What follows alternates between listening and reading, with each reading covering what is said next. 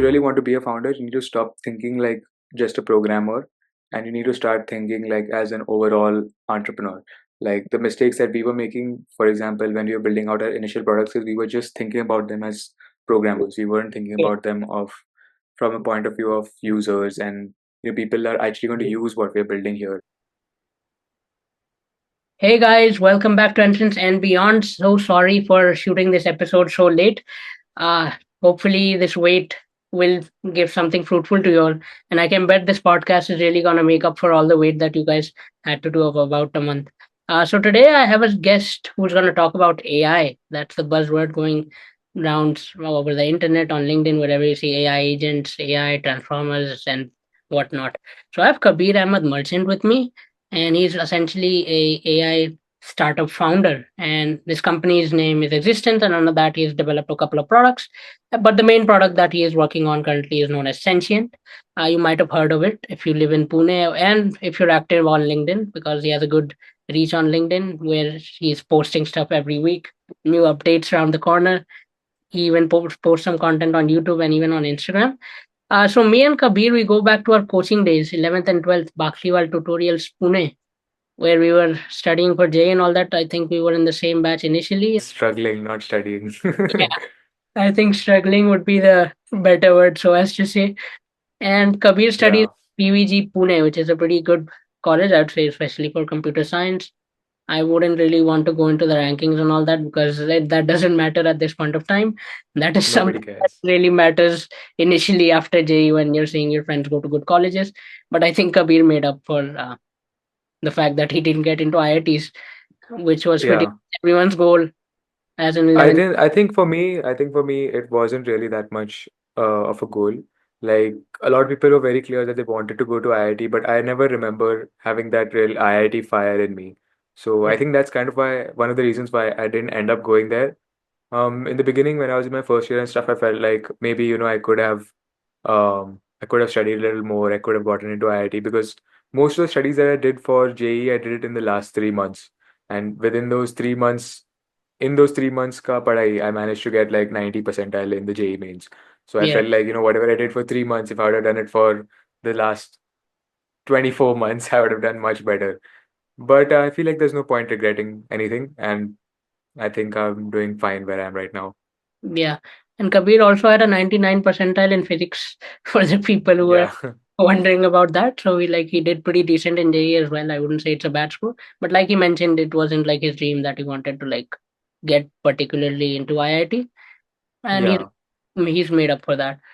So guys, Sentient is essentially what is it is a personalized and fully local sort of chatbot, or you can say AI companion, so as to say, where you take this personality test, it tells things about your personality, and then you can link your various social media handles, LinkedIn, Reddit, so on and so forth. And what it does, it makes a knowledge graph where all these details are stored, and it's a pretty cool interface. I'll attach the link where you can download Sentient and run it. But it's pretty cool to see in first hand view where you see information about yourself. It's pretty cool to see that the amount of information that it can extract from just small details such as your handles and a bit of details about your personality. And after that, it's pretty much like ChatGPT. They have this cool interface. Can ask doubts to it, and it's like a full-on AI companion. That is what I would call it. So yeah, that's something that's really interesting. Yeah, so about that, there are like a few corrections I would say. So Okay. we're really trying to differentiate ourselves from ChatGPT. So first of all, like one of the points that you mentioned was we are fully local. So that was part of our initial vision where we would be using only local models, and people would only be able to use it with like completely private inference that is running on device. But we decided to like move a little bit away from that vision. So initially the app was completely closed source, and that's why we had to be very strict about this privacy thing, because we are trying to take like basically all the information that we can about a person's life and put it into that app so that it can give you the most personalized experience possible.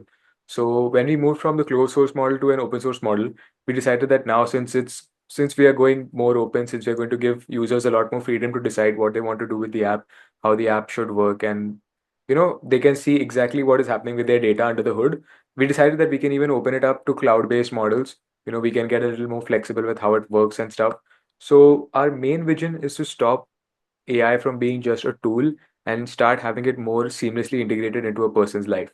So I'd say like you mentioned, the personality test and the social media integrations and all of that. I think that's just fluff on top. So what we built right now is just the very bare bones. Like if you were to call it a skeleton for the app, I'd say it is not even a skeleton, it's just one bone. So, there's a lot of work still left to be done, but I feel like we are going to start working on the core features now. Now is where the main grunt work is going to start. The main part of the app is going to be built because now we are starting to develop what I like to call. So I like to just keep adding these buzzwords and the names for the features. So like when we were having multi-step tool calls, instead of multi-step tool calls, I like to call it flows. So, I like giving these catchy names to these features. So this new thing that we're building, I like to call it the continuous context streaming pipeline or like the infinite context pipeline.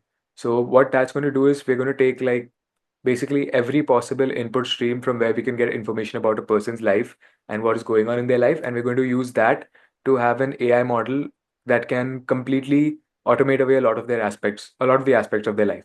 So this AI model is going to know exactly what is going on in your life, like everything from personal to professional, and it's going to be able to just um, you know create to-dos for you, send your emails for you, and there's going to be different levels of automation. There's going to be different levels of customization. Like you can choose exactly what parts should be handled by the AI, how much you want to handle yourself, and there's going to be different hosting models, so you can choose whether you want.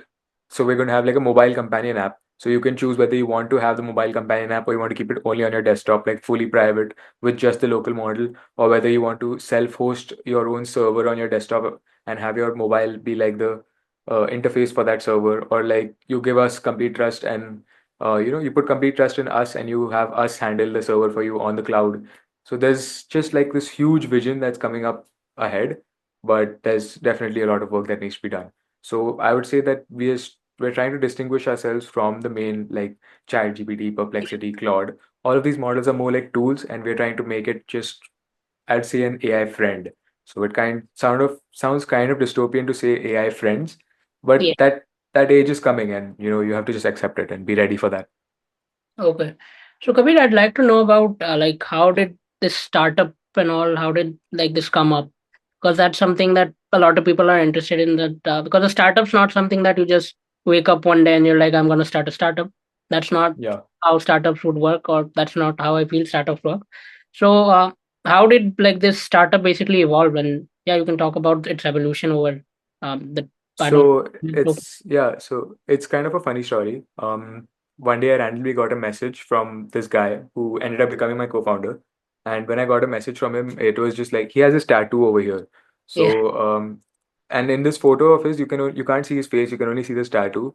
So I thought like, who's this weird guy messaging me? And it turns out he was a senior of mine, like 1 year senior to me. And he was messaging me and he was going like, hey, I've been noticing you and your work for a while now. Why don't we work together? And I thought, this guy with a tattoo and stuff, so he might be having rich parents. He's probably trying to do some weird businesses and stuff. So I was not so keen on working with him. But then I actually met him, and it turns out that he had a project that was given to him by our HOD. And our HOD told him that, there's this idea that I have. So my HOD maintains a list of ideas in a diary. And she had an idea for which actually ended up becoming Bloomify. So she had an idea for like a question paper, an assessment creator tool that was based on Bloom's taxonomy. So that's where Bloomify comes from. And she had this idea for a project that needed to be built, and she was giving it to my co-founder Sarthak. And Sarthak would need a team to develop this project, and so he asked my HOD, Atre ma'am, like, where can I find this team? Who can I add? Do you have any suggestions for good students? So I was interacting with Atre ma'am at the time, and she had seen me in class and how I was as a student. I was in my second year then, and it was like the second year first half or second year second half. And so Atri ma'am put me in touch with him, and she was like, "Why don't you guys work together and just build Bloomify as a project?" So I was already looking for project ideas back then. I didn't know full stack development. I didn't know anything, and I mean, I knew some part of AI. I knew some like Gen AI basics, but I didn't know a lot. So I just jumped in, and I met Sarthak, and we laid down like this project plan, and then we decided that we found out that we're quite compatible with each other, and we decided that there's n- a very there's like this lack of coding culture in our college. So we wanted to fix that, and because of that, we started Existence as a club. So we said that we'll make a club and we'll give students projects and we'll manage what they're doing in the projects. We'll track their progress throughout and we try to help people get good projects on their resumes. And so that happened. And then we told the HOD about this whole idea. And she said, like, so by then we had already finished executing like Bloomify and we finished making Bloomify. So yeah. she told us that, this product, Bloomify, is actually quite good and it has real world applications. So instead of thinking of this as just a simple project, why don't you guys build a startup around it and go all in like as a product and as a startup? And we weren't thinking of it as a startup then. Like I had zero experience with starting up before, but Yeah. Sarthak has one past startup. And so he thought, this is actually a good time to do it. And we liked the way our team dynamics were working and we had gotten quite close also by then. So we just decided to give it a try. And since then, it's been like 1 year now and we're still at it. And that's basically our origin story. Okay, that's pretty cool. And I think the club sort of thing is something that comes to a lot of people's mind, especially in tier three, so as to say, where there's not Yeah. really a great coding culture, and then there's particularly one or two people that actually want to help others out. But after some sort of time, you also get to know that a lot of people don't have the same vision and they're actually not interested. So rather than Yeah. spending time on improving others, you can actually build something and help people that actually want to be helped rather than just helping people See, out. I feel like you can only bring the horse to the water. You can't make the horse drink the water. Yeah, So what we wanted to do was trying to make the horses drink the water, but yeah, then we ended up just deciding to become people who can bring the horses to the water. So what we did is we created our own community. We have around like 500 students on that community now, which is on WhatsApp, yeah. and those students are from all around India, and they're like seniors, juniors, people in the US who are doing masters, and Yeah, we share resources with them. We share links of new stuff that we are learning, new stuff that people can learn. And I feel like that's just helpful enough and not too intrusive into their lives and what they want to do, where we can just, like plant seeds of thought into what they can check out next. And yeah, that I feel like does almost what is required. yeah. And guys, I'll share the link for that because the group is actually it's pretty interactive. It's a fun group where there's people from different backgrounds, and then there are a lot Yeah. of problems that are getting solved where people have particular projects that they want to build, and then end up finding that someone else has been built something similar to my product, and you can really collaborate on WhatsApp, and it's a pretty good Yeah. community, I'd say. A lot of collaborations have happened through that Yeah, community, and a lot of people actually call me up from that community. So people yeah, see my LinkedIn profile, then they find the link to the community. They'll join the community, they'll see who the admin is, and then they'll find out my number, and then they'll call me. And then yeah, they're like, "Oh, bhaiya, have you, how do I do this? How do I solve this?" And I yeah. just like helping out people on the phone. It's nice.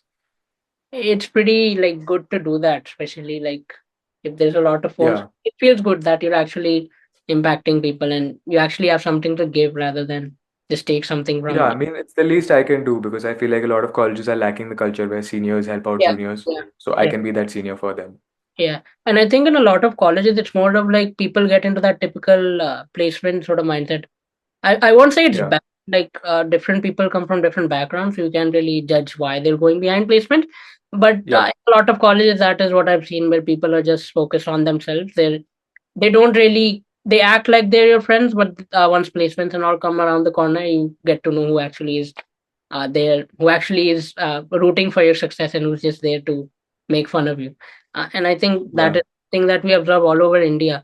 And I think in the United States, that is why they're particularly ahead, maybe in the AI race, so as to say, because their culture is totally different. Even in like the top universities, there you can see a clear difference in the college culture where people over there are actually focused on solving real life problems. Because there's this not a friend of mine, but I was in the US, so I studied in this high school known as Westboro High School. So there's this guy, I think he was 2 years juniors to me or something. Yeah, 2 years junior to me, if I'm not wrong. I don't know him personally, but I think he's on my LinkedIn. So there's this huge fire in California, I think last year or when was it, like Yeah. 3 months back. So he had Yeah. developed this drone and he basically sent that out to help out in the fire and test his product. And that was something that really opened my eyes that like yeah, this dude actually developed something and it's helping out people rather than just building projects to get your job. Like the Yeah. said right, a lot of people like they're into the third year, they're like abhi projects banate hain, abhi like placements aa rahe hain bhai. So yeah, Yeah, I've seen this a lot, yeah, especially on LinkedIn. There are these LinkedIn influencers who like keep sharing TSA sheets and this and that. yeah, Whereas for me, that's what I feel like. It's first it's school where you're always like, oh, I need to study for the boards.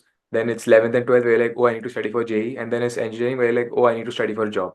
So for me, I feel like it was never like that. I always felt like I'm not thinking in this line of thinking, and I always felt like out of it, which is why in the Yeah. 10th I got like a decent percentage. Then in the 11th and 12th I started feeling like this is not for me. Yeah. I'm not fitting in here, and I got even lower percentage. And now in like engineering, I've completely stopped attending lectures because I just don't I just don't feel like I don't relate to that, you know. Yeah. You could call it like a lot of people think, people with privilege are the ones who can afford to make decisions like, oh, I don't want to go after a job. And that's correct, that's correct in some way. Like some people have no option but to go for a Yeah. job. Yeah. But for me personally, I feel like I had this deep passion for computers. So ever since I was like 12 years old, I've been building projects on my own. So it was never like, oh, I need to build a project to get it on my CV to get a job. Yeah. It was always like I want to build this project to explore something new and to learn something new. And I feel like that is the approach we need to take if we want to get on the global level with America and with Yeah. China and all these other places where people are actually working with passion, like Yeah. DeepSeek, for example. DeepSeek is the best example. They Correct. just built an amazing AI model and open sourced everything. So they've probably made very little money out of that. They're probably just making money out of their API platform right now. Yeah. But they open sourced everything. They were not expecting anything out of it in return. But Correct. if, I feel like if in that same situation, if an not just an Indian, but typically speaking from an Indian mindset point of view, if I was sitting on a model like that, I would first think about, oh, how am I going to monetize this and so on and so forth. Yeah. But they weren't thinking like that. And so neither are so many of the other open source AI startups like Mistral and so on. Yeah. And even with NVIDIA, I think they started off with video games, right? They made their GPUs Yeah. for quick processing with video games, I think in 2000 or something, 1990s. I don't know the exact year when they came up with that entire, they launched their first product.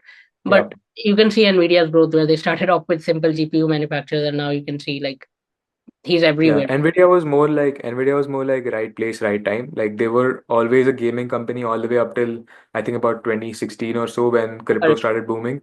Then Yeah. people needed GPUs to mine crypto, and then people now need GPUs to run AI, which is Yeah. why their net worth has just exploded all of a sudden. Whereas they were always a gaming company, and a lot of people hadn't even heard of NVIDIA until it boomed Yeah. in the AI boom. I don't think so. Yeah.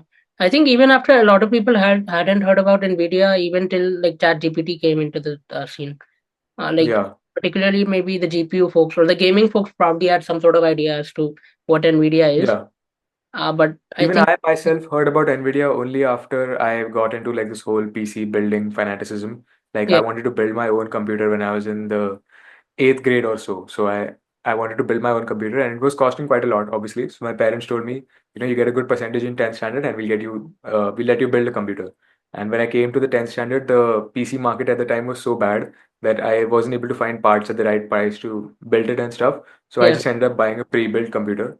And that also ended up being like a really good purchase for me. yeah, So that's something I always wanted to do. But my main point of mentioning that was that I found out about NVIDIA in the 8th standard when I wanted to build a gaming computer. Otherwise, NVIDIA wasn't a household name. It wasn't something like Intel or AMD yeah. or It was Windows, yeah, Microsoft. correct. I think now it's more of a name that you hear that everyone's Everywhere. yeah everywhere Yeah. pretty much. For the folks that have some sort of idea about AI and all that. So, Yeah. Kabir, I've seen that you mentioned that you had an early age passion or interest toward computers in general. So, is there someone that fostered this interest within you? Because as a child, I Yeah. think it's something that directly pops into your mind that I want to make a computer, or I don't know, I'm interested in computers. So, is there some story behind that? How did you have developed this passion? So I was always interested in doing a lot of random things. So I wanted to be a military general first, then I wanted to be a race car driver. It was just like whatever movie I saw, I would Yeah, want to become whatever the main character was. But then one day I just watched like the movie Jobs, and I yeah, saw like this life that Steve Jobs lived. Of course, it's a movie, it's over dramatized, yeah, correct. and it's not very representative of the real life. And it also did show some aspects of how Steve Jobs had a fight with Steve Wozniak and how their friendship broke and stuff. But Yeah, I just kept all of that aside. I saw like his passion for computers and I saw what computers could do to change the world. And yeah, then I got more into this inventor sort of mindset where I yeah, wanted to build stuff. And I think I really got I really had a break. I really had a break when my mother actually gifted me an Arduino Uno. Yeah. So Arduinos are something that people hear about only when they come to engineering in India, First year and project. there's yeah, very few people hear about it before, but in my case, my mother had gifted me this Arduino board, and with that, I got like this whole kit, like a breadboard and Yeah. sensors and stuff. Yeah. And my dad also has a sort of technical background because he's a bachelor's in physics. So Oh, he told me you can check out this programming language, and if you want to work with the Arduino, you can start with these books and these resources. So I downloaded all these different ebooks. I started reading about object-oriented programming and for loops and stuff. So the Arduino language is very similar to C and C++ plus plus and Java if you look at the syntax. And I yeah. think like that's where I started getting very interested in this. I saw like, code is this amazing language. It's never changing. Whatever you write, it always means the same thing, whether you read it in one country or in another country. Yeah. So I just got hooked. There was like my career never changed after that. Whatever else that I picked up, it just ended up becoming a hobby, but it was 99% confirmed that this is what I want to do with my life. Something in computers, something in tech, because nothing else ever felt the same ever again for me. And yeah, so I credit my parents for this initial boost in CS. Yeah. So when was this? Like, how old were you when your mom gifted the Arduino Uno? Like, I you. was 12. I was 12. So I remember I built an Arduino Uno based room temperature thermometer. So it Yeah. was like this, it fit inside a box and it was completely on one breadboard and it had the Arduino Uno. It had a temperature sensor and it had this digital display. So all these modules were connected together and there was a script which would continuously poll the sensor to read the temperature Yeah. and convert the analog reading from the sensor into a digital reading, which could be displayed on the digital display. I think that's how it was working. Yeah. That's. But I built that project and I remember taking it to school and showing it to my teachers and stuff. And it was, I'd say it's like one of my core memories, especially related to computers. Yeah. I think Iron Man probably came around that time as well. I think Yeah, 2012. So it must have felt like something cool. It must have felt like Tony Stark at that point of time. Because when you're it 12, you did. can Yeah, actually build something. It's like really cool, especially if it you. did. A lot of movies were part of my inspiration for getting into CS, but I think the two biggest ones were Jobs and The Social Network. Okay. The social network, Mark Zuckerberg, right? Yeah, Mark Zuckerberg. Yeah. Okay, so that's pretty cool. You talked about now that you've talked about Steve Jobs, like his relationship with Apple. He was fired as when he was co-CEO, right? Yeah, he was Yeah, fired and then he came back after developing Next Computers. I think that was its name. He worked on that and then he has like a OS and then he came back. And his co-founders, I think, also knew him from like way back when they started the company.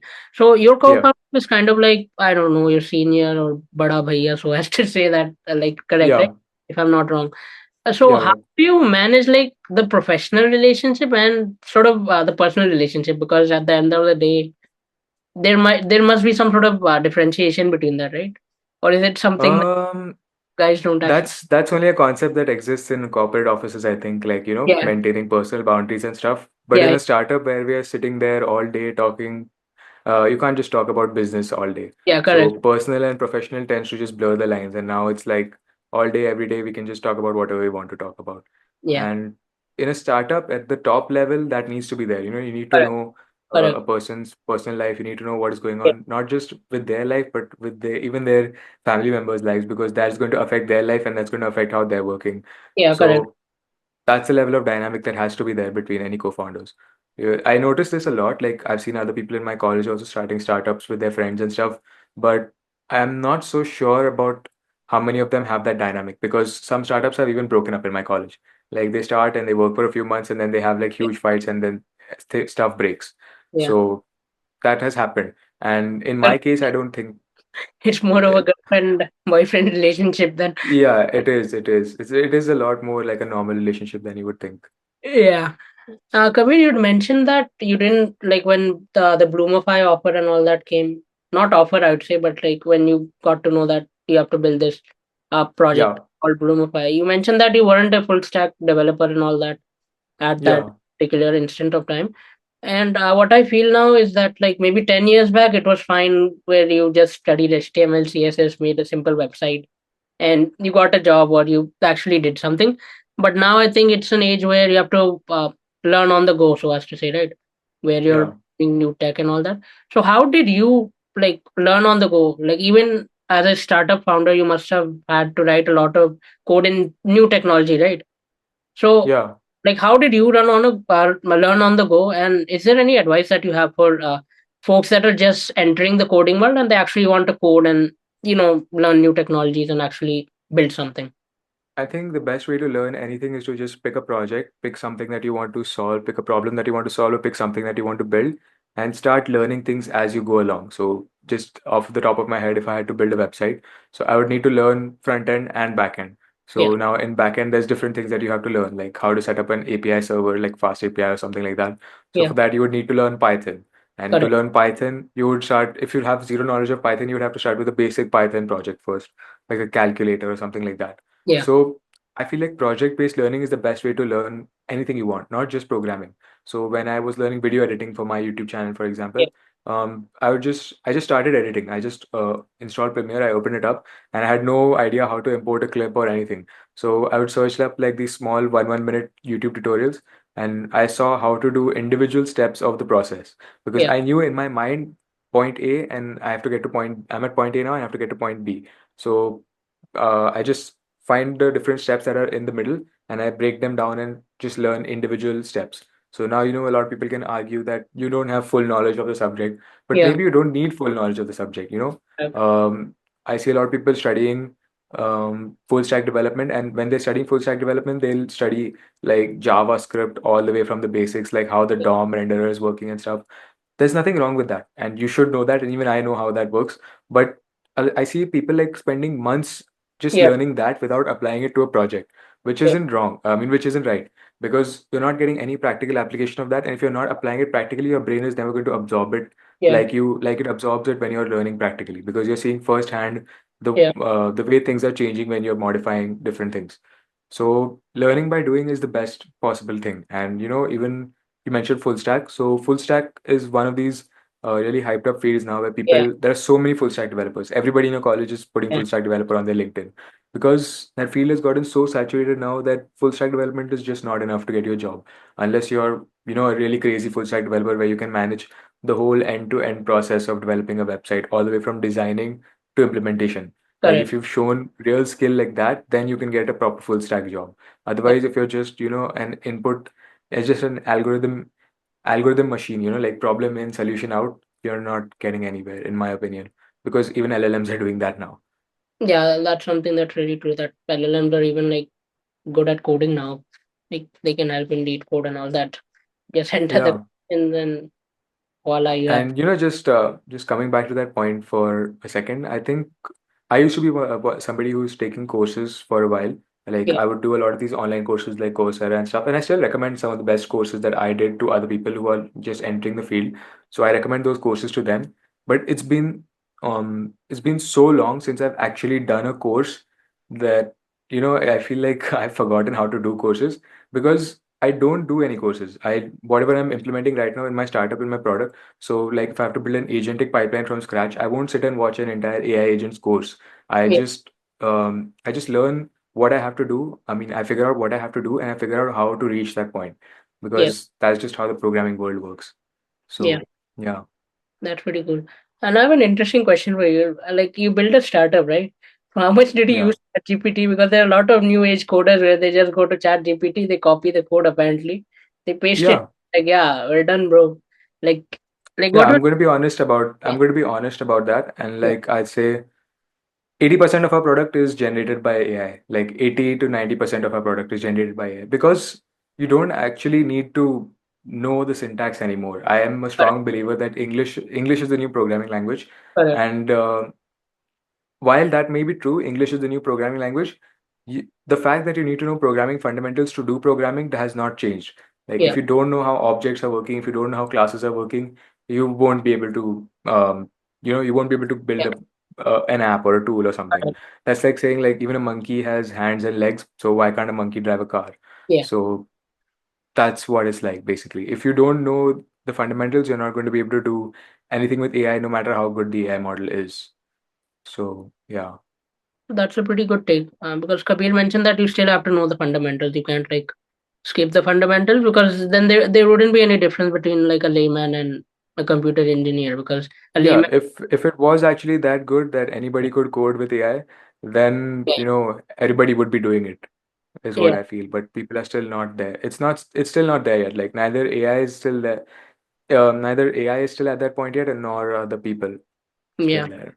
think AGI will take some time to like come into being. Because like Yeah, that's the thing with AI, right? Because like you can use it as a tool. Like currently, I'd say you can use it as a tool, but it has its own limitations, right? Like yeah, some of them you need the pro subscription and all that. But even with chat, yeah. like your chat ends after like it ends pretty quickly now. I don't know why. Like That's not it even usually the kept main us like, problem. yeah, Yeah, the problem is that the AI's output is only going to be as good as the input that's given to it. yeah, correct, So if you don't give it exactly what you want in the output, it's just going to do whatever it thinks is the right thing, which is generally the wrong thing. So yeah, if you're not very specific with your prompts and if you're not very clear with what you want the output to be, you're just going to be going in circles. yeah. And I think you have to like have some sort of idea about prompt engineering, or you Yeah, and you'll see this a lot in college, where people are yeah, saying like, "Arey, ChatGPT is completely bakwas, it's rubbish," yeah, because it doesn't do the right thing. But then yeah, you go and see what they've written as a prompt, and they've just written a one-liner, like, yeah, develop full stack application for this.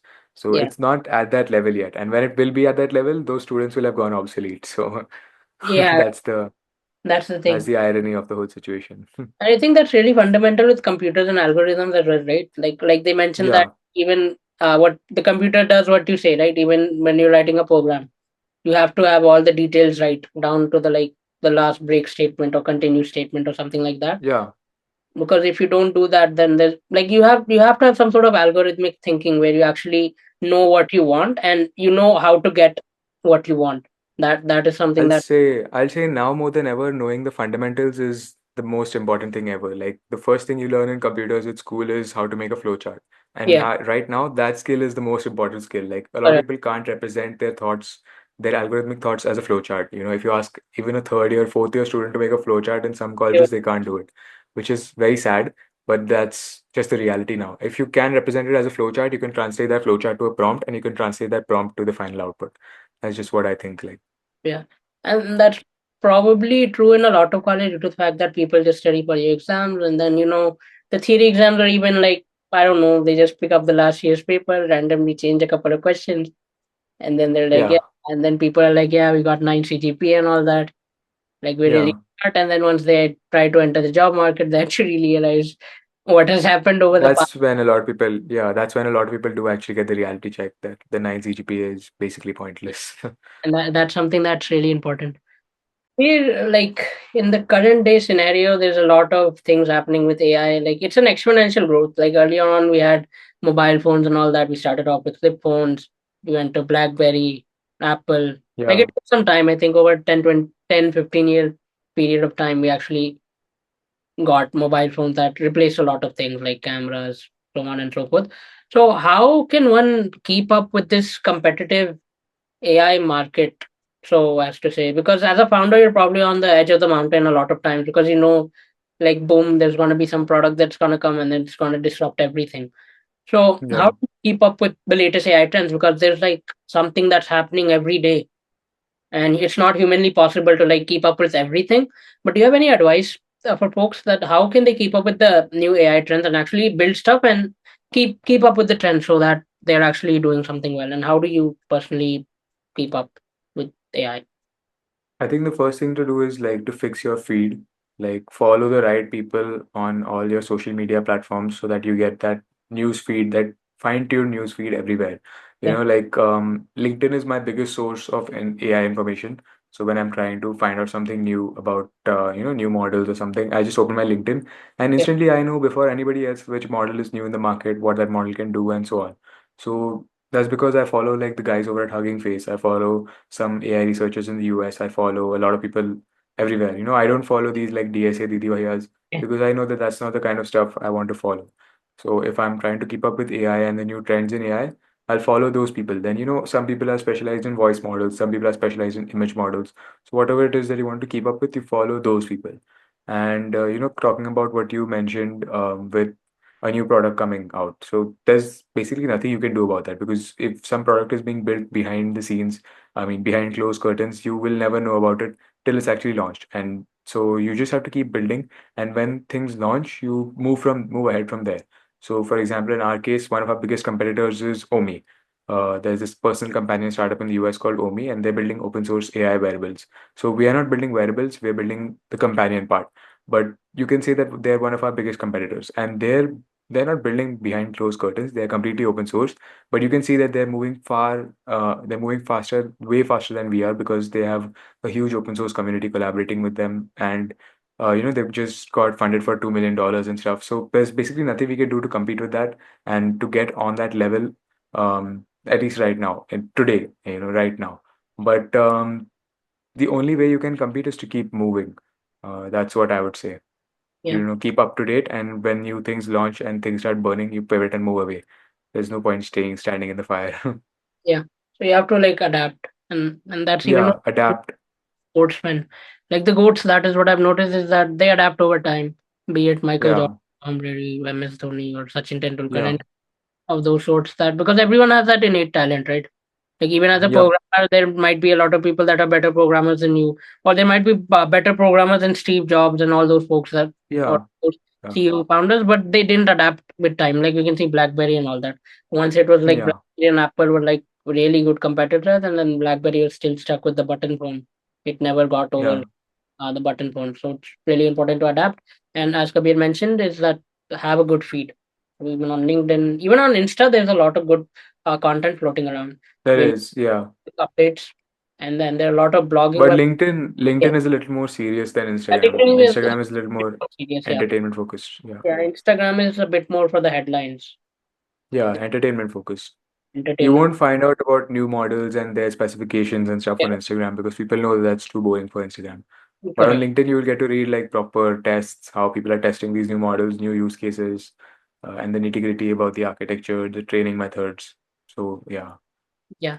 And is there any other advice like regarding LinkedIn and all? Because you as a founder, you must have reached out to some people, right? If I'm not wrong, like Yeah, have so like how, LinkedIn, the general advice, yeah, LinkedIn, the general advice that I give people is that don't spam connections to everybody. So I see like when people start out their LinkedIn account, they just open the connections page and they go like ting ting ting ting ting, just connecting with everybody that they see over there. And that's not exactly the right approach. I feel like what you should do is just connect with the people that are in your space, people that are doing things that you want to be doing. And of course, you do need some credentials for that sometimes to get your connection request accepted. So for that, you should have like a public profile on LinkedIn. You should post uh, daily updates. Daily, I mean not daily. Weekly updates also are good enough that I built a new project, or I'm working on this, or I'm working on that. And eventually, over time, your projects, like your posts, will start getting traction, and people in your community will see what it is, what it is you're doing, where you're going, and so on. So for me, when I started on LinkedIn, I was getting like 20 likes on my posts in the beginning. Then I got like yeah, I started slowly building up the number of followers because people in my college, they saw that this guy is doing stuff, yeah, and they started following me. So when people in your college follow you, then their second level connections, the people who are your second level connections and their first level connections are going to see your posts when they like your post. yeah, So that's how my network started growing. So I went from 20 likes to 30 likes to 60 likes to then I started getting like 80, 90 likes on a post. yeah, And then I think it was the GDSC Wow post, which was my first yeah, viral post, where I just posted a simple post about, I went to GDSC Wow and these are the yeah, talks I attended, and here's a short summary of every talk.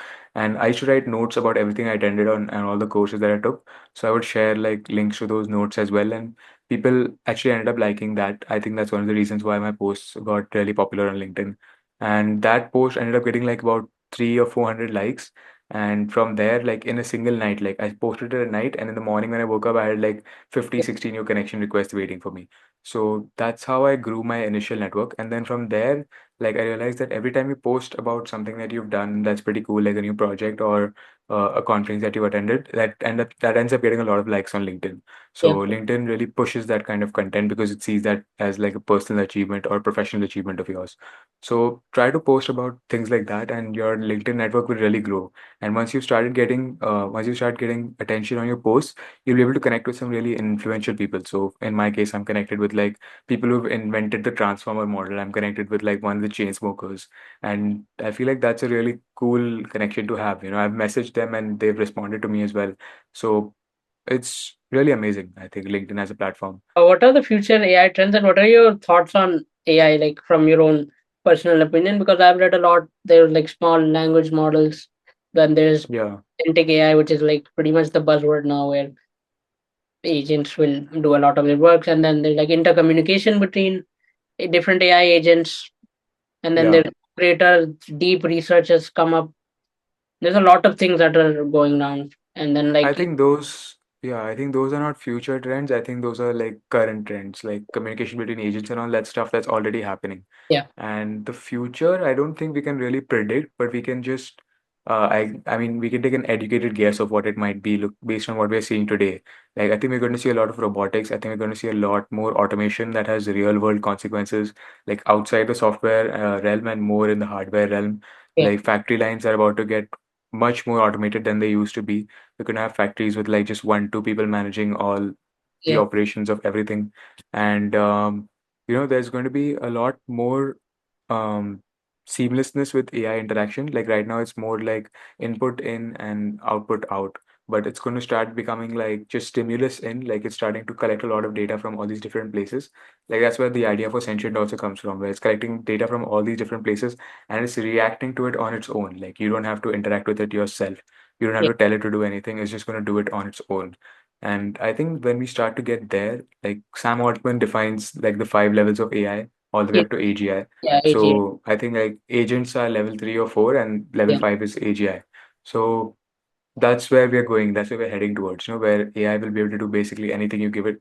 And that's going to be really amazing for a lot of fields like research and coding and exploration of space underwater.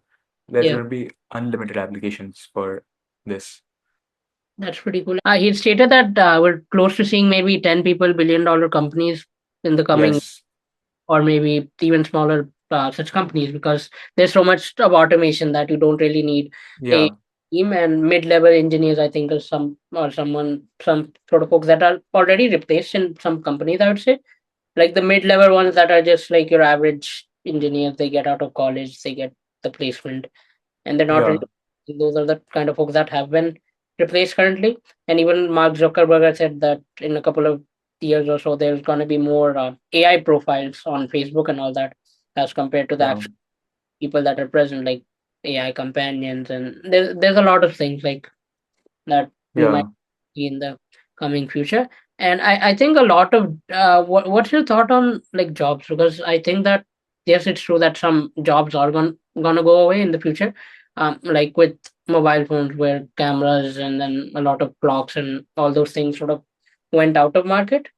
But I think there's also going to be some new sort of jobs that pop up. So do you have any advice for that, or like you don't have any such prediction on that, so as to say? I don't have a lot to say about jobs, but I do have a lot to say. I mean, I do have something to say about like the job market.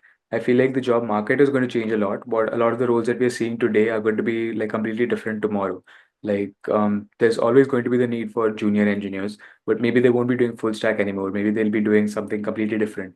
Yeah, Like, there's going to be, it's almost like you can say 100% of the work, out of 100% of the work, 80% of the work that's there right now is going to be automated away, and the other 20% will be left for like manual work. So that's going to compound a lot, and you're going to be able to do like five times the work because you're doing only 20% of the manual work that you used to do. So because of that, like outputs are going to increase a lot, and companies are going to, maybe companies will still continue to hire the same amount of people. I don't think there'll be this downtrend. I think a lot of people are seeing it as a downtrend in the shorter term because they're just comparing it with like how inflated the CS job market got in the last few years. But if yeah, you look at it on a larger trend, it's like like it was here, and then yeah, it went here, and now it's back here again. So people are comparing it from here to here, but if you compare from here to here, it's just the same as it was. So there was like this huge boom in CS in the last few years, but now it's starting to come back down to normal. yeah, So I don't think we're going to see a lot of change. I don't think like AI is going to take away jobs. I think it's just going to automate away a lot of the work that people do, allowing them to do like five times the work they used to do before and just get a lot more output out of it. yeah. So Kabir, is there like one or two lessons that you learned as a founder, or one or two mistakes that you made that really taught you a lot, maybe throughout your life or as a founder, that you want the Uh, world can there's learn. way more. There's way more than one or Yeah, two mistakes. yeah, but But like I think the major ones, yeah, I think the major ones that I've learned are like, if you really want to be a founder, you need to stop thinking like just a programmer, and you need to start thinking like as an overall entrepreneur. Like the mistakes that we were making, for example, when we were building out our initial products, is we were just thinking about them as programmers. We weren't thinking yeah, about them of from a point of view of users, and people are actually going to use what we're building here. People are actually going to give us feedback about this, and there's actually going to be marketing that's going to be required to be done for this to take off and for it to be launched properly and stuff. So that was one big mistake, is like thinking only like a programmer, thinking only like a software engineer, and not thinking like an entrepreneur. Um, that was one mistake. And the second mistake is, I think the second mistake I would say is taking the wrong thing seriously. Like, for example, in my case, in the beginning, I was really serious about like college and grades and stuff. yeah, But then I realized now that I could have probably spent that time doing something a lot more productive, like, starting in the startup journey much earlier, like in my first year or so, and we would have been like a year ahead. yeah, But there's no point regretting the past, but I think that's something that a lot of other juniors of mine can prevent themselves from making the same mistake, yeah, can use to prevent themselves from making the same mistake. yeah. And for the academic part, I think you can still manage to get a good score even after like Yeah, yeah, all the definitely. like J and all that, where you have to like actually know everything. You can just analyze the papers. You can use AI now, in fact, just tell it to analyze Yeah. papers and generate some questions. That is No, all. you don't even need to use AI. Like, if you Yeah, just look at the past few years papers, the same questions are coming up. yeah. So You can manage that. And to emphasize, because a lot of people take it literally, where they won't focus on academics and they won't do anything that is worthwhile. Like you have a startup, you're managing that, so yeah, it makes yeah. sense. There could be some sort of impact. Like I have a Yeah, partner. no, that is still like all right. Like those people are probably never going to do anything productive anyways. But there are people who are actually going super into just college studies. Like, they are Yeah, zero in programming, but they have 9.5 plus GPAs. So in my mind, I don't think that is that valuable, correct. because what you're learning in college cannot be applied practically in the industry, and everybody in the industry is going to tell you that. Like whatever it is you're learning in college, it is not going to have that much practical application. So those people are going to find it quite difficult, I think, moving forward. Um, maybe they will figure it out eventually later, but if they Yeah, don't, then that's quite scary to think about. yeah. And because in college you have the most amount of time to actually explore things. Yeah, Because once you're yeah, this is the actually best up, time. I don't think it's the like it's really tough to like do your job and then come back home and then do all Yeah, the things that you're supposed to do maybe 2 years back. no, this is the best time of your life. So I would say like this is the only time that we have in our life to explore whatever Yeah, different opportunities you want to and decide what you want to do with the rest of your life. So in my case, like for example, during my college years, I've done mixed martial arts. I've learned Japanese as a language. I've written a research paper, and we're going to present that research paper abroad in April. Then I'm building a startup. I built so many projects. I've got to explore so many technologies. There's a lot of cool stuff you can do, but a yeah, lot of people just don't do it. And then these 4 years just fly by, and then they think they get end up regretting it later, that they could have probably done something good in these 4 years. yeah. And it's a harsh reality that a lot of people are into friends and all that. But the harsh reality is if you don't like actually do something like friends and all that is fine. I think you need that social sort of Yeah, interaction. But at the end of the day, if you don't do anything, I don't think any of your friends are gonna look back at you. Like that's a harsh reality. Like some of them might look back at you, like the folks that are actually good friends of yours. But at the end of the day, I think you have to manage everything. Like you can't yeah. do that It's fun all about balance. It's all about balancing. because Friends are very important. Like yeah, some of my best friends right now are from my college, so friends are very important. that is Even true. the people that are not in my startup, I'm counting like everybody else that are Yeah, my friends in college. yeah, Yeah, so having them is very important as well. yeah. I think that's what's good about college is that like you have a lot of things to do. Like you have a good friend circle. You go out with them Yeah, sometimes. But the main thing is, as you said, you have to maintain a balance because yeah, everyone has the same amount of time. Like even the yeah. top, you'll have the same amount of time. But Even really good with time management. And yeah, Yeah, it's not even just friends. People have this misconception about relationships as well, that it's not the right time to get into a relationship because you're going to waste away important years of your life. But I think everything is about balance. yeah, That's just how it is. yeah. And I think it's a pretty good time to learn about time management because, like, you're into a lot of things. Like, you're into clubs, you have to attend lectures, you have to somehow manage the 75% attendance thing, and then you Yeah, have to give your unit tests and so on and so forth. But it's a great place where you can actually learn how to manage your time, and that is something that you need over your entire life. Because if you're not good at time management, even if you're the smartest person in the room, I don't think you will be able to do the best to your ability. Like, your efficiency won't be 100% if you're not able to actually balance things out, as you mentioned. yeah. Uh, I'm not my co-founder is more of the kind of guy who will manage yeah, his day like in proper time blocks and yeah, stuff. I'm not yeah, the kind of guy who does that. I'm just the kind of guy who will make like a to-do list. Like by yeah, the end of the day, this should get done, and it doesn't matter how much time it takes or like how many time blocks I do it in. So yeah, I'll probably like sit up all the way. If I don't manage to do it throughout the day, I'll sit up late in the night, but I'll ensure that those things get completed. So I yeah. think that allows me to have the same level of consistency as somebody who has very good time management. Yeah. And I think that would also fall under time management. Like, there are two sort of time management that what I believe. Like, one would be maybe the other co-founder that you mentioned, they have particular Yeah, the shorter term and the longer term. big things. Yeah. And then there's another one, like I think Sachin Tendulkar was mentioning somewhere that he never played cricket he never played according to a clock. He just had Hmm. his heart was basically his clock. So after some point of time, he knew that, yeah, I've done what I needed to do today. His heart was content, and then he was like, yeah, let's go back home. So sometimes that was just 2 hours into training. Sometimes that was maybe the entire day. So like you Yeah, mentioned, I think there's two main techniques that folks can use, and it depends on person to person. Some people like to keep a tidy sort of schedule where they yeah, wake up at a particular time, do something particular in the morning, then they come back home, they do something specific, and then there's folks like you who have a set of goals set up. Time doesn't matter. If you're done in 2 hours, all is well. If you're done in 12 yeah. hours, all is still well. So it just Yeah, depends on even schedule. the concept of consistency, people just have like this wrong image about the concept of consistency. They think like consistency is about being 100% every day, Yeah, but that's not what consistency is like, and nobody can go 100% every day for a long time. You need to be consistency is just showing up every day when you're not at 100%. correct. That's what consistency is for me at least. Yeah. And that's what happens with like everyone, like even the goats and all that. They show up every day, no matter like what the situation is, and they show up in days when they don't feel like showing up. Because in the good days, Yeah, everyone like shows up. But if you can show up in the days where you're not like at 100%, and even if you can give like some sort of time to dedicated time to whatever you need to do, I think you'll end up reaching the goal over the over yeah, period of time. But you just have to make yeah, sure that you don't slack off too much. That is something that yeah. just have a like you must have some sort of calculation to like regarding that. Yeah, that's why having a co-founder is also very important in startups because I've noticed a lot of solo projects, especially solo projects of mine, they've stopped.